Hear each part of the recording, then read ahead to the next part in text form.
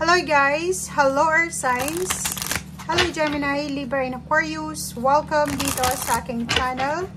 Kapalaran 888, welcome! Alamin natin kung anong messages, vibration, gabay para sa lahat ng Air Signs, Gemini, Libra, and Aquarius ngayong weekend na to. Ito ay general reading, so pwede kang makaresonate. Gamitin mo kung ano yung sinasabi ng iyong intuition. Okay, Air Signs. Nako.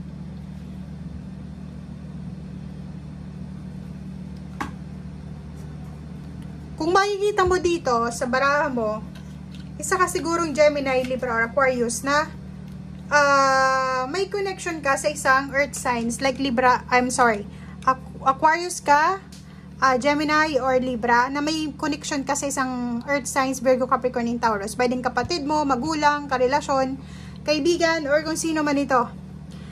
Mag-iingat kayo kasi posible kayong manakawan, 'di ba? Pwedeng may pumasok sa loob ng bahay nyo para nakawan kayo, or posibleng manakawan kayo ng like for example pera, relationship, pagkakataon, chances, or swerte, parang ganon. So mag-iingat ka kasi posibleng sa sobrang tiwala, yung sobra mong tiwala na iisipin mo, kapamilya ko siya, karelasyon ko siya, in-laws ko siya, kapitbahay ko siya, kababata ko siya, empleyado ko siya, boss ko siya. So parang sobra-sobra yung tiwala mo na pwedeng magdala sa'yo ng kalungkutan yan. Kasi hindi mo alam kung kailan mag-strike siya ng panluloko sa'yo or pagdanakaw or kung ano man na panglalamang. Okay? So mag-iingat ka. Isang babae, medyo may edad na, posibleng nagkakagusto to sa'yo.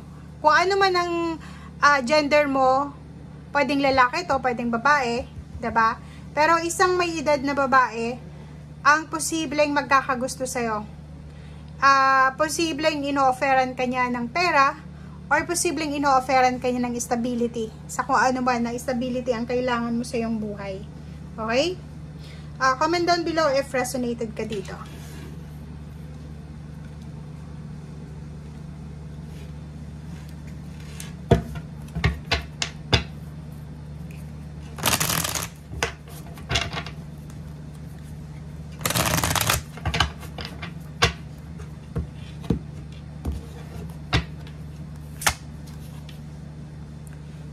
Okay, so Page of Coins and Wheel of Fortune.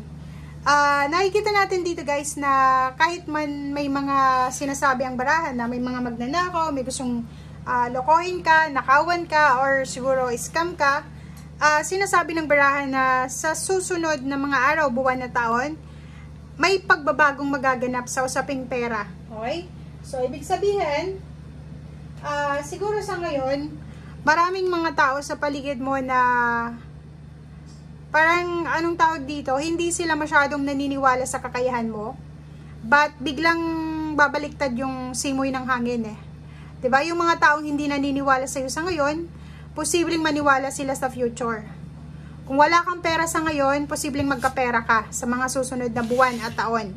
Kung halimbawa na sobra kang workaholic sa ngayon, sinasabi ng baraha sa'yo dito na magbibigay yan sa'yo ng sobra-sobrang success sa mga susunod. Nakikita natin dito yung isang decision making. May magde-decision ngayong weekend na to ng pagta-travel. Pwedeng iba sa inyo dyan is magta-travel kayo for vacation, siguro Holy Week vacation. Yung iba naman sa inyo dito is ang decision making is pwedeng lumipat ng bahay, lumipat ng career, lumipat ng lugar, or kung ano man to na pagbabago na gusto mong mangyari. Decision making ang gagawin mo this weekend. Okay, so yun, nakikita natin may information dito So isang impormasyon, isang invitation ang posibleng darating sa'yo na kailangan mo mag-decision, lalo na sa usaping travel or relocation or movement. Okay, so medyo medyo hindi ka balisa ka kasi hindi mo alam kung ano yung decision making na gagawin mo. So, If may decision making ka na kailangan na gawin this weekend, lalo na relationship, like for example, may manliligaw ka, babae ka, lalaki ka naman, may nililigawan ka or may asawa ka na, may kailangan kayong pagdesisyonan, lalo na kung travel ito or lilipat kayo ng bahay, pag-isipan nyo ng mabuti, 'di ba? Umupo kayo pareho, pag-isipan nyo mabuti, i-weigh nyo yung timbangin nyo yung pangyayari. Yung ano ba yung makukuha mo dito sa paglipat na to, sa bagong trabahong ito, sa bagong lugar na to? Ano ba yung iiwanan mo, 'di ba? So, kailangan mong pag-isipang mabuti. Wag kang magmamadali. Okay? So, etong Palace of Coins, sinasabi ng baraha na posibleng itong Wheel of Fortune na lumabas dito is itong Palace of Coins na papasok ka dito sa Six of Swords, 'di ba? Kung saan ka man galing, pupunta ka doon sa lugar na mas stable, mas secured, mas available yung achievements and fulfillment sa mga pangarap mo, lalo na sa usaping pera. Ang example dyan guys is yung, halimbawa, nakatira ka sa probinsya, 'di ba? Pag sa probinsya, ang rate ng probinsya is may provincial rate, 'di ba? Pag pumunta ka sa city, like sa Maynila or pwedeng sa ibang bansa, gusto mo pumunta ng ibang bansa, syempre tataas yung sweldo mo.